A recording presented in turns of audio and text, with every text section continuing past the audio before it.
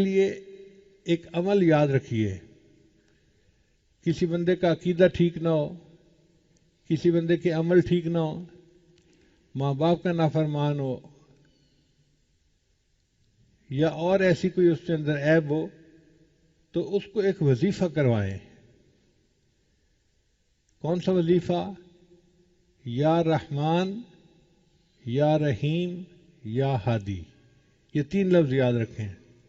یا رحمان، یا رحیم، یا ہادی. اگر آپ کسی کو کہیں گے نا کہ وہ پڑھو تم نیک بن جاؤ گے، وہ نہیں پڑھے گا. آپ حکمت سے کام لیں. اگر کوئی بچی ہے، بے نمازی ہے، دنیا کی طرف لگی ہوئی ہے، دین کی طرف آتی نہیں ہے، اس کو کہیں کہ بچہ یہ عمل کرو، ہر نماز پڑھو، اور نماز کے بعد یہ 21 مرتبہ یا رحمان، یا رحیم، یا ہادی. اور اگر نماز نہیں بھی پڑھتی تو ویسے ہی دن میں 21 مرتبہ پڑھ لے یا رحمان، یا رحیم، یا ہادی، تو تمہارا رشتہ اچھی جگہ ہو جائے گا.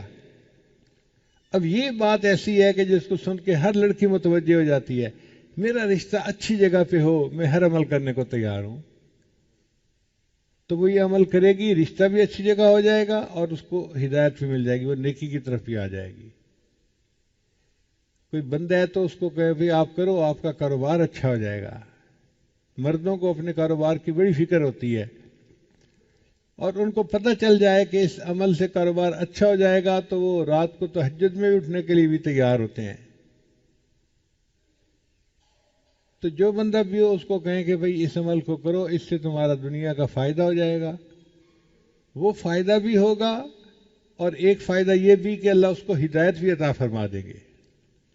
ہمارا یہ تجربہ ہے کہ جس بندے کو یہ عمل دیا جائے اور وہ اس کو باقاعدگی سے کرے، 40 دن گزرنے سے پہلے پہلے اللہ اس کو ہدایت عطا فرما دیتے ہیں. ہم نے کفر پہ جمے لوگوں کو اسلام قبول کرتے ہوئے آنکھوں سے دیکھا ہے.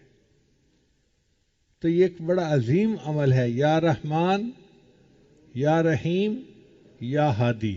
اور اپنے لیے بھی پڑھا کریں اس کو کبھی کبھی، 2-3 دفعہ پڑھ کے اللہ سے دعا مانگیں کہ اللہ ہمیں آپ نے ہدایت دی، اب ہدایت کے اوپر ہمیں جما دیجیے. ہم سارے هي الحلقات تحفظني بآيات من القرآن، هي الحلقات تملأني بحب المصطفى العدنان، هي الحلقات تحفظني بآيات من القرآن، هي الحلقات تملأني بحب